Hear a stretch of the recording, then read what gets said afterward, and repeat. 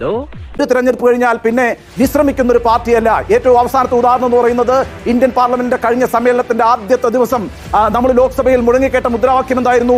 ഞങ്ങൾ ബീഹാർ പിടിച്ചെടുത്തിരിക്കുന്നു, ഇനി ബംഗാൾ പിടിക്കാൻ പോകുന്നു എന്നാണ്. ബംഗാളിൽ നടക്കാനിരിക്കുന്നേ ഉള്ളൂ നിയമസഭാ തെരഞ്ഞെടുപ്പ്. ഇപ്പോൾ തന്നെ ആ പണി ആരംഭിച്ചു കഴിഞ്ഞിരിക്കുന്നു. അതുപോലെ തന്നെയാണ് കേരളത്തിലും അവർ ഈ പരിപാടി ആരംഭിക്കാൻ പോകുന്നു. അത് തിരുവനന്തപുരം കോർപ്പറേഷനെ മുൻനിർത്തിയായിരിക്കും. നോക്കൂ, ഈ മാസം തന്നെ നരേന്ദ്രമോദി തിരുവനന്തപുരത്ത് എത്താൻ പോവുകയാണ്. വലിയ പദ്ധതികളായിരിക്കും പ്രഖ്യാപിക്കാൻ പോകുന്നത് എന്ന കാര്യത്തിലൊരു സംശയവും വേണ്ട. കേരളത്തിനൊരു എയിംസ് വാഗ്ദാനം ചെയ്യപ്പെട്ടിട്ടുണ്ട്. ആ എയിംസ് തിരുവനന്തപുരത്ത് വരുമോ എന്ന കാര്യമാണ് ഇനി നമുക്ക് കണ്ടറിയാനുള്ളത്. 34 നിയമസഭാ മണ്ഡലങ്ങളിലാണ് കേട്ടോ BJP അവരുടെ കരുത്ത് തെളിയിച്ചിരിക്കുന്നത്. ചെറുതായിട്ടുള്ള ഒരു കരുത്തൊന്നുമല്ല അത്. അവരുടെ കണക്ക് തന്നെ പറയുന്നത് അത് കൃത്യം ഡാറ്റയുമാണ്. ഏതാണ്ട് 34 നിയമസഭാ മണ്ഡലങ്ങളിൽ അവർ അവരുടെ കരുത്ത് തെളിയിച്ചു കഴിഞ്ഞിരിക്കുന്നു. അതിൽ തന്നെ 9 നിയമസഭാ മണ്ഡലങ്ങളിൽ 40,000 മേൽ വോട്ടാണ് BJP നേടിയിരിക്കുന്നത്. അതിൽ തന്നെ 5 നിയമസഭാ മണ്ഡലങ്ങളിൽ 45,000 മേൽ വോട്ട് നേടിയിട്ടുണ്ട്. തിരുവനന്തപുരം ഒരു ഉദാഹരണമാണ്. നിയമമാണെങ്കിലും കഴക്കൂട്ടമാണെങ്കിലും കാട്ടാക്കടയാണെങ്കിലും അതിഗംഭീരമായിട്ട് BJP പെർഫോം ചെയ്തിട്ടുണ്ട്. നേരത്തെ തന്നെ രാജീവ് ചന്ദ്രശേഖർ താനായിരിക്കും സ്ഥാനാർത്ഥി എന്ന് പ്രഖ്യാപിച്ചു കഴിഞ്ഞിരിക്കുകയാണ്. കഴക്കൂട്ടത്ത് V മുരളീധരൻ താനായിരിക്കും സ്ഥാനാർത്ഥി എന്ന് പ്രഖ്യാപിച്ചു കഴിഞ്ഞിരിക്കുകയാണ്. 9 മണ്ഡലങ്ങൾ കേന്ദ്രീകരിച്ചുകൊണ്ട് അതിശക്തമായ പ്രവർത്തനങ്ങളാണ് BJP ആവിഷ്കരിക്കാൻ പോകുന്നത്.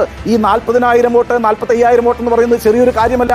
ഞാനൊരു ഉദാഹരണം പറയാം. നമ്മളിപ്പോ എറണാകുളത്തെ ഈ പെരുമ്പാവൂർ എന്ന് പറഞ്ഞ മണ്ഡലം, അവിടെ എൽദോസ് കുന്നപ്പള്ളിയാണ് UDFന്റെ കാൻഡിഡേറ്റ് വിജയിച്ചു വന്നത്.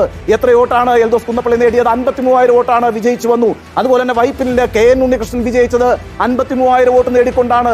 എന്തിനാ പറയുന്നു? TJ വിനോദ് ഉണ്ടല്ലോ, എറണാകുളം മണ്ഡലത്തിൽ വിജയിച്ച UDFന്റെ സ്ഥാനാർത്ഥി, എത്ര വോട്ടാണ് നേടിയത്? 47,000 വോട്ടാണ് നേടിയത്, വിജയിച്ചു വന്നു.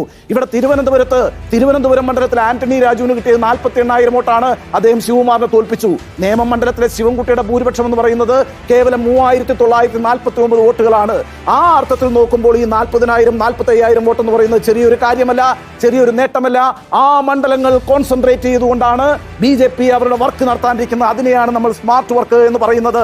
അതായത് അടുത്ത നിയമസഭാ തെരഞ്ഞെടുപ്പിൽ കേരളത്തിൽ 30% വോട്ട് നേടുക എന്നുള്ളതല്ല BJPയുടെ ലക്ഷ്യം.